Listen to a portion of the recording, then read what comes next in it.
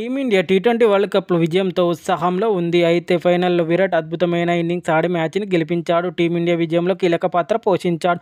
టీమిండియాను ఛాంపియన్గా నిలవడంలో అతడు కృషి చేశాడు. విరాట్ కోహ్లీ టీ20లకు రిటైర్మెంట్ ప్రకటించిన అతడు ఓడిఐ టెస్టుల్లో ఆడనున్నాడు. వచ్చే ఏడాది ఛాంపియన్స్ ట్రోఫీ పాకిస్తాన్లో జరగనున్నది. అయితే Virat Kohli batting, aggressiveness, fielding చూసి కోహ్లీకి ఉన్న ఫ్యాన్స్ బేస్ అంతా ఇంత కాదు. గురించి వేరే చెప్పనక్కర్లేదు. కోట్లాది అభిమానులు అతని ఆట చూడడానికి ఇష్టపడతారు. విరాట్ కోహ్లీ ఇండియానే కాదు, ప్రపంచం అంతా అభిమానులు ఉన్నారు. దాయాది దేశంలో అయిన పాకిస్తాన్లో అభిమానులు ఉన్నారు.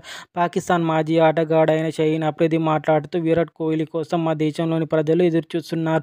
షహీన్ అఫ్రిది అన్నాడు. తమ దేశానికి వచ్చి ఖచ్చితంగా టీమిండియా మ్యాచ్లు ఆడాలి అని అన్నాడు.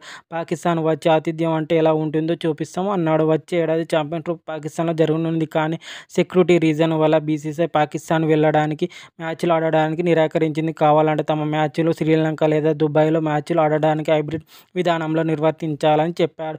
భారత జట్టు తమ దేశానికి ఎలాగైనా రప్పించాలని పాకిస్తాన్ మాజీ క్రికెట్ ప్లేయర్లు భావిస్తున్నారు.